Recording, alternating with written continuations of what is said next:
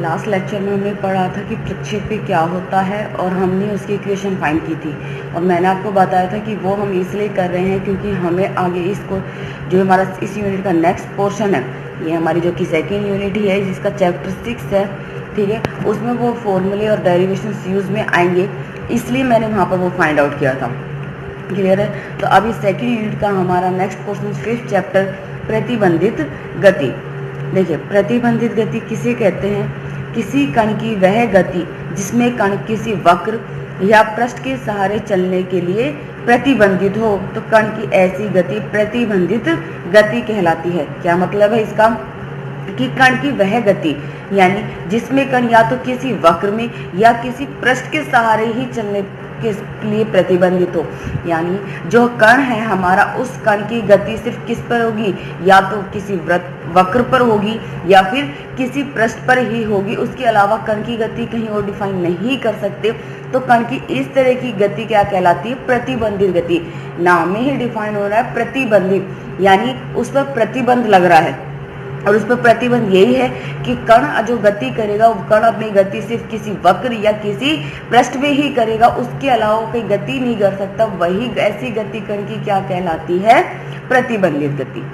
ना अब डेरिवेशन से हमारे नेक्स्ट के आगे के देखिए यहाँ पे वृत्तुल गति, ठीक है, नाम यानी वृत्त में जो गति डिफाइन होगी वो गति। तो इसमें फर्स्ट है हमारा एक चिकने ऊर्ध्वाधर वृत्त या गोले के अंतः तल की ओर कण की गति।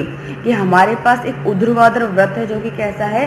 चिकना है, उसके अंदर की ओर, अंतः तल यानी अंदर के पृष्ठ की ओर कण की गति।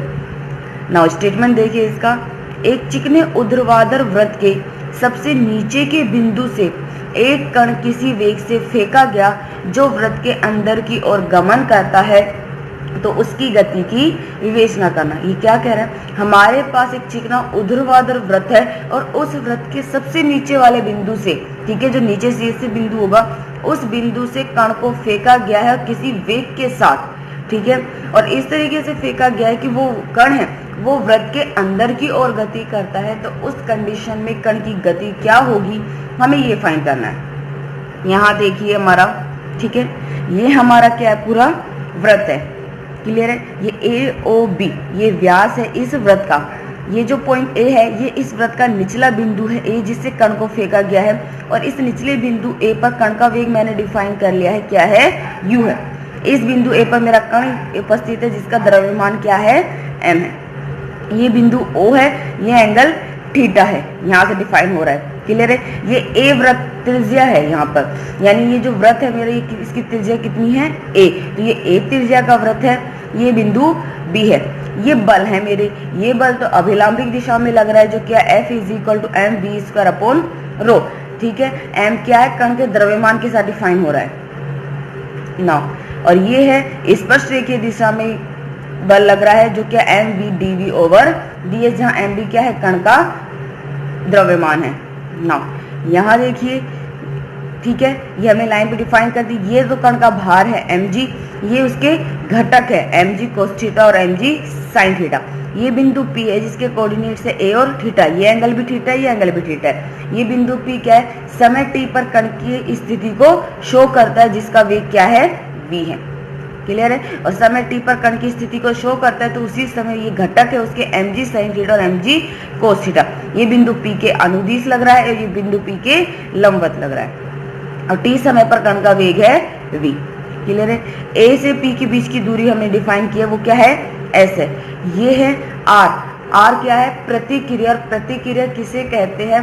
कि किसी भी कण द्वारा किसी दूसरे कण पर जो बाह्य बल लगता है, जो समान भी होता है और विपरीत दिशा में लगता है, ठीक है। ऑलरेडी कण पे बल लग रहा है, ये वो बल होगा जो इसके बराबर ही होगा, लेकिन विपरीत दिशा में ये बल लगेगा और किसी दूसरे कण द्वारा, तो वो क्या कहलाता है? प्रतिक्रिया कहलाता है। क्लियर ये चीज ना। अब आपकी थ्योरी देखिए, माना A त्रिज्या का एक वृत्त है जिसका निचला बिंदु A है। मेरा ये क्या है? A त्रिज्या का वृत्त है जिसका निचला बिंदु क्या दे दिया इन्होंने? A दे दिया है। क्लियर है? और AOB इसका ऊर्ध्वाधर व्यास है, और AOB क्या है? इसका ऊर्ध्वाधर व्यास है। ये बता दिया मैंने। इस ऊर्ध्वाधर किस तरह से? इसी तरीके से डिफाइन किया हुआ है। माना m द्रव्यमान के कण को बिंदु A से u वेग से इस प्रकार फेंका जाता है कि वह वृत्त के अंतः तल पर गति करता है। अब m द्रव्यमान के कण को इस वृत्त के निचले बिंदु A जहां पर वेग कितना है u है, तो इस निचले बिंदु A से u वेग के साथ फेंका जाता है, तो वो कण वृत्त के अंदर की ओर अंतः तल यानी अंदर के पृष्ठ की ओर गति करता है। यदि समय t पर कण की स्थिति बिंदु P पर है, मैंने डिफाइन करवा दिया था कि ये t समय पर कण की स्थिति किस पे बिंदु P पर है, जिसके कोऑर्डिनेट्स क्या है a और थीटा, जहां एंगल AOP तो क्या है थीटा और चाप AP क्या है S यानी a थीटा। और चाप कैसे निकालते हैं, त्रिज्या इनटू कोण में, और त्रिज्या कितनी है a है और एंगल कितना है थीटा। तो t समय पर कण की स्थिति इस बिंदु P पर है, जहां ये एंगल तो AOP कितना है थीटा है, और चाप AP किसके बराबर है S के बराबर, और S की वैल्यू क्या हो जाएगी a थीटा। ठीक है, चाप हम फाइंड करते त्रिज्या इनटू कोण के फॉर्मूले से। यहाँ S is equal to a theta, तो ds इज इक्वल टू क्या हो जाएगा a d थीटा। ये मैंने इसलिए क्योंकि आगे वैल्यू डायरेक्ट पुट कर दूं। इस बिंदु P पर कण का वेग क्या है v है। अब बिंदु P पर कण की गति का समीकरण फाइंड करते, एक तो स्पर्शरेखीय दिशा में और एक अभिलंबिक दिशा में। क्लियर है ना। तो यहाँ देखिए सबसे पहले स्पर्शरेखीय दिशा में, तो स्पर्शरेखीय दिशा में आपने पढ़ा था जब हमने यहाँ पे ये टर्न निकाला था कि वहां पर वो किसकी होता है अनुदिश होता है, किसी भी बिंदु के अनुदिश वेग विपरीत है। तो बल तो मेरा क्या लग रहा है यहाँ पे mv dv ओवर ds, और इस बिंदु P के अनुदिश जो घटक है वो क्या है mg sin थीटा। क्लियर है, ये क्या हो जाएगा ना, स्पर्शरेखीय दिशा में mv dv over ds is equal to minus के mg sin थीटा। m से m कैंसिल आउट हो चुका है, ये क्या बचेगा v dv over ds is equal to minus g sin theta. ds किसके बराबर है a d थीटा के, यहाँ पुट कर दीजिए v dv over a d theta is equal to minus के g sin थीटा। क्लियर है, वेरिएबल सेपरेट कर लीजिए v के एक तरफ और थीटा के एक तरफ, यानी a d थीटा को आप उधर ले जाइए ना, ले गए यहाँ पे, ये हो गया v dv is equal to minus a g sine theta into d theta. अब इसका समाकलन कीजिए, इसका जब हम समाकलन करते हैं तो ये क्या मिल रहा है v square upon 2 is equal to sine theta का समाकलन माइनस के कोस थीटा, तो a g cos theta plus c1 upon 2, ये 2 मैंने यहाँ से कैंसिल आउट करने के लिए लिया है, तो v स्क्वायर क्या हो गया आपका 2az cos theta plus c1, equation number first. अब मुझे c1 की वैल्यू चाहिए, तो अब देखिए स्टार्टिंग में क्योंकि कण को आपने बिंदु a से फेंका है, इस बिंदु a पर एंगल तो कितना है 0, क्योंकि वो तो कोई डिफाइन नहीं, और कण का वेग कितना है u है, तो प्रारंभिक बिंदु a पर थीटा बराबर 0 और v is equal to u। समीकरण में पुट कीजिए, यहाँ तो ये हो गया u square is equal to 2az cos 0, और cos 0 का मान क्या होता है 1, तो c1 की वैल्यू क्या होगी u स्क्वायर माइनस में 2az। समीकरण एक में पुट कर दीजिए, आपकी इक्वेशन हो गई v square is equal to u square minus 2az plus 2az cos theta. ये बिंदु P पर कण के वेग का समीकरण है, और आप इस इक्वेशन को ध्यान रखना क्योंकि ये यूज भी आएगी हमारे क्वेश्चन में। क्लियर ये चीज ना। अब मैं एक एंगल डिफाइन कर रही हूँ कि मैंने मान लिया कि theta is equal to theta 1 पर जो मेरा वेग है वो क्या है 0 है, ये भी एंगल ही है थीटा 1, लेकिन उसकी वैल्यूज क्या है वो हमें नहीं पता। मैंने ये मान के चली हूँ कि जब थीटा बराबर थीटा 1 है तो उस कंडीशन में जो मेरा वेग है v वो क्या हो रहा है 0 हो रहा है। अगर वेग 0 तो समीकरण 2 से पुट कर दीजिए, ये तो हो गया 0, u square minus 2az plus angle कितना हो गया थीटा 1 इन 2az cos theta 1 is equal to 0। यहाँ से कोस थीटा 1 क्या हो गया हमारा cos theta 1 is equal to 2az minus u square upon में 2az। ये हो गया हमारी इक्वेशन नंबर 3। हम ये यूज में लेंगे इसलिए हमने निकाला है। अब अभिलंब दिशा में मैं फाइंड करती हूँ, तो अभिलंब दिशा में तो क्या है mv स्क्वायर अपॉन रो, और इस बल के विपरीत एक बल लग रहा है जो इसी के समान है लेकिन विपरीत है, वो क्या है यहाँ पर r लग रहा है और वो अभिलंब दिशा में ही लग रहा है। इस चीज का आप इतना ध्यान रखिएगा। क्लियर है, तो अभिलंब दिशा में जो समीकरण होगी वो क्या हो जाएगी mv square upon rho is equal to r minus mg cos theta. और ये मैं आपको बता चुकी हूँ r क्या है प्रतिक्रिया है, ये इसकी डेफिनेशन जो मैंने आपको समझा दिया है। क्योंकि मेरी रो क्या किसको शो करता है त्रिज्या को शो करता है, और त्रिज्या कितनी है मेरी a, पुट कर दीजिए, तो ठीक है mv square upon a, mg cos theta को इधर ले आई तो r क्या हो गया r is equal to mv square upon a plus में mg कोस थीटा। यहाँ से m/a कॉमन ले लीजिए तो क्या बचेगा v square plus AG cos theta. इस समीकरण 2 से v स्क्वायर का मान पुट कर दीजिए आप यहाँ पे, जो क्या है u square minus 2AG plus 2AG cos theta. Put कर दिया मैंने यहाँ पे 2AG cos theta plus AG cos theta क्या हो गया 3AG cos थीटा, यानी r हो गया है आपका r is equal to m/a into u square minus 2AG plus 3AG cos theta. अब मैं मान कर चल रही हूँ कि जब मेरा थीटा बराबर क्या है थीटा 2 है, एंगल क्या मान लिया मैंने कि थीटा बराबर क्या है थीटा 2, उस कंडीशन में जो मेरा r है उसका मान क्या हो जाता है 0 हो जाता है। जैसे ही r 0 तो समीकरण 4 क्या हो जाएगी, ये पूरी वैल्यूज किसके बराबर आ गई 0 के। अब यहाँ से या तो ये 0 होगा या फिर ये 0 होगा, लेकिन m 0 नहीं होगा क्योंकि m तो क्या कण का द्रव्यमान है, तो ये वैल्यूज कौन सी 0 होगी u square minus 2AG plus 3AG cos theta 2 is equal to 0। तो यहाँ से cos थीटा 2 का मान क्या हो गया 2AG minus u square upon में 3AG। ये हो गई आपकी इक्वेशन नंबर 5। अब हमारे यहाँ पे 4 केस हम पढ़ते हैं जो इसकी कंडीशन को शो करेंगे, क्लियर है। जिसमें हमारा सबसे पहला केस है कि जब r से पहले v का मान 0 हो जाए या r से पहले v लोप हो जाए, कि जो प्रतिक्रिया r है उस प्रतिक्रिया r से पहले जो हमारा वेग है v उसका मान क्या हो जाता है 0 हो जाता है, क्लियर है। और या फिर हम ये कह दें कि r से पहले v लोप हो जाते हैं यानी v नष्ट हो जाता है। तो देखिए उस कंडीशन में क्या होगा, जब r से पहले v 0 हो जाता है तो उसकी कंडीशन होती है, चूंकि मैंने v के लिए तो एंगल डिफाइन किया था थीटा 1 और r के लिए एंगल डिफाइन किया था थीटा 2।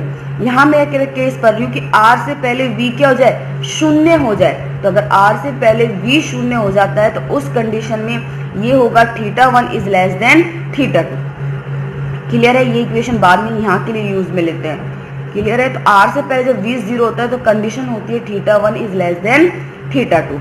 जैसे आप इस पे कोस लोगे साइन चेंज हो जाएगा, क्या होगा कोस theta 1 is greater then cos theta 2। समीकरण 3 से कोस थीटा 1 का और समीकरण 5 से कोस थीटा 2 का मान रखिए, यही होगा। AG से तो AG कैंसिल आउट, 3 को इधर मल्टीप्लाई कीजिए और 2 को इधर मल्टीप्लाई कीजिए, ये क्या हो गया 6AG minus 3u square is greater then 4AG minus 2u square.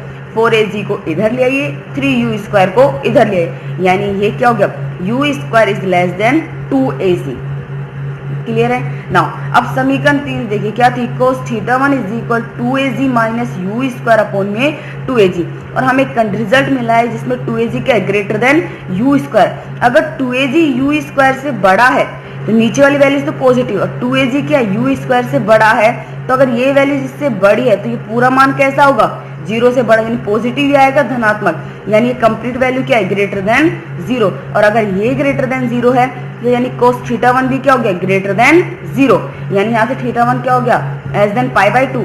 तो यानी थीटा 1 किस में लाई करेगा 0 से लेके पाई बाई 2 तक, यहीं तक लाई करेगा। अब 0 से लेके पाई बाई 2 तक मेरा एंगल थीटा 1 डिफाइन कर रहा है। तो अब आप इस वृत्त के अंदर देखिए, इस वृत्त पे अगर मैं पाई बाई 2 की बात करूँ 0 से तो बड़ा है, तो यानी ये यहाँ पर क्वाड्रेंट में इसी क्वाड्रेंट में डिफाइन होता है पाई बाई 2 तक। यहाँ 0 से बड़ा तो यानी यहाँ से तो गया, लेकिन पाई बाई 2 से छोटा है तो ये इससे पहले डिफाइन होगा। ये बिंदु होता है पाई बाई 2 और ये होता है थीटा बराबर 0, लेकिन वो 0 से तो बड़ा है यानी यहाँ से, लेकिन पाई बाई 2 से छोटा है यानी यहाँ तक। तो यानी जो क्षैतिज व्यास का बिंदु है मेरा कण वो उस बिंदु तक नहीं पहुंचेगा क्योंकि पाई बाई 2 से छोटा है, यानी कण क्षैतिज व्यास तक नहीं पहुंचता। तो इस कंडीशन में क्या होता है कि इस स्थिति में कण क्षण भर के लिए विराम अवस्था में आकर पथ पर नीचे की ओर बिंदु ए पर वापस चलना प्रारंभ कर देता है।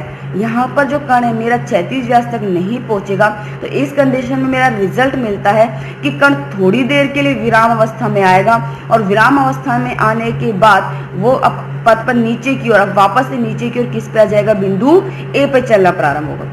क्योंकि इस बिंदु ए पर कण का वेग कैसा है धनात्मक है, क्योंकि यू क्या है धनात्मक है, इसलिए जो मेरा कण है वो बिंदु ए से दूसरी ओर चले जाता है। अगर मेरा कण यहाँ से आ रहा है तो वो इधर की ओर जाएगा या फिर इधर से आ रहा है तो इधर की ओर। तो यानी जो मेरा इस स्थिति में जो कण है जब r से पहले v 0 होता है तो उस कंडीशन में मेरा कण बिंदु ए के कभी इधर तो या फिर उधर गति करता है। तो यानी कण की गति कैसी होती है दोलनीय होती है। ये था मेरा फर्स्ट केस जब r से पहले v 0 होता है। अब नेक्स्ट केस है जब v और r दोनों एक साथ शून्य होते हैं, यानी v तथा r साथ साथ लोग होते हैं। अब सेकंड केस है कि जब r और v दोनों का मान क्या होता है, एक साथ शून्य होता है, तो उस कंडीशन में θ1 बराबर होता है θ2 के। समीकरण 3 से θ1 का मान पुट कीजिए, समीकरण 5 से θ2 का मान पुट कर दीजिए। हो गया cos θ1 is equal to cos θ2। Clear है, ये हमने मान पुट कर दिए यहाँ पे। नाउ एजी से एजी कैंसिल आउट, क्रॉस मल्टीप्लाई कीजिए, यू स्क्वायर क्या आ गया आपका 2az, यू स्क्वायर आपका 2az आ गया है। तो समीकरण 3 और 5 में देखिए यहाँ पर अगर u square is equal to az तो cos θ1 भी क्या हो गया 0।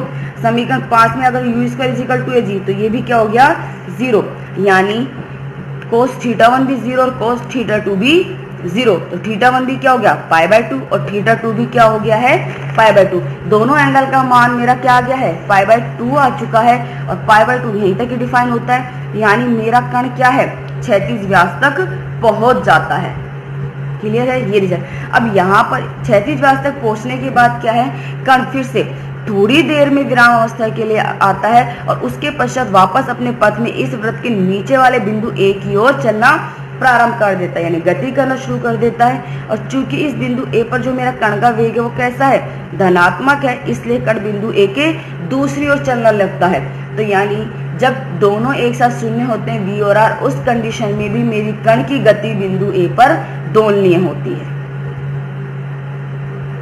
क्लियर है। अब थर्ड केस है कि v से पहले r 0 हो जाता है, यानी v से पहले r लॉक हो जाता है। तो अगर v से पहले r शून्य होता है तो उस कंडीशन में θ1 क्या हो जाएगा ग्रेटर देन θ2। cos ले साइन लीजिए दोनों तरफ, तो साइन चेंज हो जाएगा, क्या हो गया cos θ1 लेस देन cos θ2। समीकरण 3 से cos θ1 का मान पुट कीजिए और समीकरण 5 से cos θ2 का मान पुट कीजिए, यही आ गया। एजी से एजी कैंसिल आउट, क्रॉस मल्टीप्लाई कीजिए, तो ये क्या हो गया you square greater than 2az। हमारा r पहले शून्य हो रहा है तो cos θ2 वाला केस लेंगे अब हम, यही है cos θ2 is equal to az minus u square upon 3az। चूंकि यू स्क्वायर 2az से बड़ा है तो ये वैल्यू कैसे मिलेगी आपको नेगेटिव मिलेगी, यानी लेस देन 0। तो cos θ2 भी क्या हो गया लेस देन 0। अगर cos θ2 लेस देन 0 यानी θ2 क्या हो गया π/2 से तो बड़ा हो गया, यहाँ से θ2 क्या ग्रेटर देन π/2, लेकिन वो पाई से क्या रहेगा छोटा रहेगा। क्लियर है। तो यानी θ2 लाई करेगा π/2 से पाई के बीच में, यानी यहाँ से तो बड़ा इधर और यहाँ पाई से छोटा यानी इधर की तरफ। क्लियर है। तो इस कंडीशन में क्या होता है कि कण इस क्षैतिज व्यास और ऊर्ध्वाधर व्यास, यही तो है मेरा क्षैतिज व्यास और ऊर्ध्वाधर व्यास, इसके किसी बिंदु पर इस वृत्तीय पथ को छोड़ देता है। इस वृत्तीय पथ को छोड़ देता है। चूंकि वृत्तीय पथ को छोड़ने पर इस कंडीशन में कण का वेग शून्य नहीं है, तो इसके पश्चात जो कण होगा वो नीचे की ओर परवलय पथ में गति करेगा। आ रही बात समझ में। तो यानी जब v से पहले r 0 होता है तो उस कंडीशन में कण इस क्षैतिज व्यास और ऊर्ध्वाधर व्यास में किसी बिंदु पर इस वृत्तीय पथ को क्या करता है छोड़ देता है, यानी वो वृत्तीय पथ में गति कर रहा है, जो इसका पथ वो कैसा है वृत्तीय है, उस वृत्तीय पथ में गति करता है। लेकिन इस कंडीशन में वो अपने उस पथ को छोड़ देता है, और चूंकि वेग 0 नहीं है तो इस वृत्तीय पथ को छोड़ देता है, लेकिन इसके पश्चात जब कण गति करेगा वो नीचे की ओर परवलय पथ में गति करेगा। क्लियर है ये चीज। नाउ अब लास्ट केस है फोर्थ केस कि वृत्त का पूरा चक्कर लगाने का प्रतिबंध, यानी कि कण इस वृत्त का पूरा चक्कर किस कंडीशन में लगाएगा, आपको वो प्रतिबंध ज्ञात करना है। देखिए वो प्रतिबंध क्या है कि जब कण वृत्तीय पथ पर पूर्ण चक्कर लगाता है तो इस स्थिति में बिंदु V पर कण के लिए v ग्रेटर देन 0 और r ग्रेटर देन 0 है कि जब मेरा जो कण है इस वृत्तीय पथ में पूरा चक्कर लगाएगा तो उस कंडीशन में इस बिंदु V पर v जो वेग है वो भी धनात्मक होता है और r जो कि प्रतिक्रिया का मान है वो भी क्या होता है धनात्मक होता है, और जो ये एंगल है थीटा वो क्या होता है पाई होता है। क्लियर है। तो समीकरण 2 से v पॉजिटिव है और थीटा कितना हो गया है पाई है, यानी v square is equal to u square minus 2az plus 2az cos phi. चूंकि v क्या है ग्रेटर देन 0, अगर v ग्रेटर देन 0 है और v की वैल्यू ये है तो ये भी क्या हो जाएगी ग्रेटर देन 0। कोस पाई का मान कितना है -1, यानी you square minus 4az greater than 0, यानी you square is greater then 4az। समीकरण 4 आर का मान थी 9 और थीटा क्या है पाई है, पुट कर दीजिए। अब यहाँ पे भी देखिए जब पूरा चक्कर लगाएगा तो बी पर आर क्या है greater than 0, r greater than 0, r की वैल्यूज ये है तो ये क्या होगी ग्रेटर देन 0। तो यहाँ से आपको मिलेगा you square minus 5ac is greater than 0, यानी you square is greater than 5ac। यहाँ you square is greater then 4ac और यहाँ you square is greater than 5ac। तो यानी जब मेरा u square greater than 5ac होगा तब मेरा जो कण है वो वृत्त का पूरा चक्कर लगाएगा। क्लियर है ये चीज? तो कंडीशन है कण की वृत्त का पूरा चक्कर लगाने प्रतिबंध है कि जब u square is greater than 5ac ना। अब देखिए अगर मेरा u square is equal to 5ac है तो कण ऊर्ध्वाधर व्यास के अंतिम बिंदु B पर पहुंच जाता है। और ये बात समझ में कि अगर मेरा u square is equal to 5ac होगा तो उस कंडीशन में ऊर्ध्वाधर जो मेरा कण है वो इस ऊर्ध्वाधर व्यास का अंतिम बिंदु क्या है B है, इस बिंदु B पर पहुंच जाता है जहां प्रतिक्रिया R का मान तो 0 होता है लेकिन वेग क्या होता है धनात्मक। तो इस चीज का ध्यान रखना कि बिंदु B पर है उस पर R का मान तो 0 होता है वेग और वेग धनात्मक होता है क्योंकि क्वेश्चन में हम यूज में लेंगे। क्लियर है? अतः कण शीर्ष B के दूसरी ओर वृत्त का पूरा चक्कर लगाएगा। तो इस शीर्ष B के दूसरी ओर मेरा कण क्या करेगा इस वृत्त का पूरा चक्कर लगाएगा। तो ये केस था कि जब मेरा जो कण है वो वृत्त एक चिकने ऊर्ध्वाधर वृत्त के अंतर तल की ओर गति करता है तो उस कंडीशन को जाए। अब एक नोट देखिए ऊपरी स्थिति से स्पष्ट है फोर्थ केस से कि जब 2ac less than you square less than 5ac तब कण क्षैतिज व्यास और ऊर्ध्वाधर व्यास के मध्य बिंदु पर के किसी बिंदु पर वृत्तीय पथ को छोड़ देता है। इसके पश्चात कण परवलय। यहाँ पर देखिए यू स्क्वायर किसके बीच में लाई कर रहा है 4ac से 5ac क्योंकि ये रिजल्ट मिल रहा है। तो उस कंडीशन में जो मेरा कण है वो अंतिम बिंदु B पर क्षैतिज व्यास पहुंचने पर क्षैतिज व्यास और ऊर्ध्वाधर व्यास इन दोनों के बीच पर किसी बिंदु पर क्या वृत्तीय पथ को छोड़ देता है और उसके बाद कण परवलय पथ में गति करेगा। क्लियर है? 2 केस थे 4 केस थे, 2 में रिजल्ट मिला था बिंदु A पर दोलनी होगी और 2 में रिजल्ट मिला है कि कण परवलय पथ पे गति करता है। अगर आप लोगों को कोई डाउट है कुछ चीज समझ में नहीं आई है तो आप मुझे बता देना, मैं आपको फिर से समझा दूंगी।